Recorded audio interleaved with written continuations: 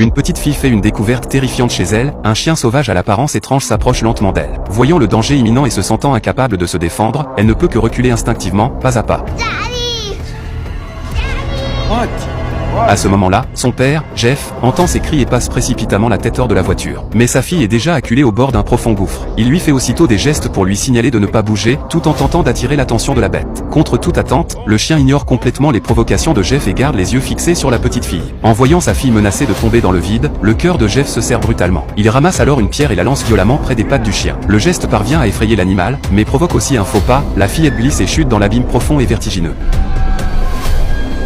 On ne sait combien de temps s'écoule avant que Jeff ne reprenne peu à peu conscience. En tournant la tête, il aperçoit sa femme en train de pleurer et de hurler de désespoir, une scène qui le laisse totalement hébété. Voyant son mari rester longtemps sans réagir, elle se précipite vers lui, le frappe pour évacuer sa colère et lui reproche la mort supposée de leur fille. Jeff, lui, la repousse, lui tourne le dos et ne cesse de se répéter que tout cela n'est pas réel. Comme si ses prières avaient été entendues, la fillette se réveille soudain quelques instants plus tard. Jeff accourt aussitôt pour l'examiner et constate que ses blessures ne sont pas mortelles. Un immense soulagement se lit sur son visage. Mais l'instant d'après, une douleur fulgurante surgit de la plaie de l'enfant, qui s'évanouit à nouveau. Pris de panique, Jeff prend sa fille dans ses bras et, avec son épouse, se précipite vers le centre médical le plus proche. Fou d'inquiétude, il enfonce presque l'accélérateur jusqu'au bout pour atteindre l'hôpital le plus rapidement possible. Mais à peine arrivé, il ressent un malaise étrange, le nombre de patients est anormalement élevé, bien au-delà de ce que les médecins peuvent gérer. Il remarque aussi que des ambulances arrivent à intervalles réguliers, à chaque fois que des agents escortent des blessés à l'intérieur, des employés viennent les accueillir, leurs échanges ressemblant étrangement à une transaction. Cette scène trouble Jeff, mais la sécurité de sa fille reste prioritaire. Peu après, le médecin responsable entre dans la chambre. Après un examen sommaire, il demande à son assistant de procéder à l'enregistrement afin de réaliser des examens plus approfondis. Pendant l'attente, Jeff remarque cependant quelque chose d'anormal, bien que la blessure soit corporelle, le médecin semble particulièrement fasciné par les yeux de la petite fille. Il les examine avec insistance, murmurant à quel point ils sont d'une qualité exceptionnelle. Il explique qu'il s'agit simplement de vérifier les pupilles et assure que seul un examen minutieux permet d'écarter tout danger,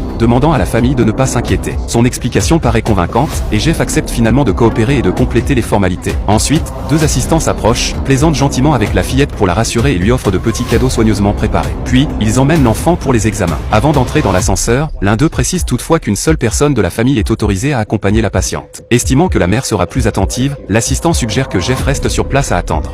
I love you, Daddy. I love you, sweetheart. Good. Okay. See you in a few.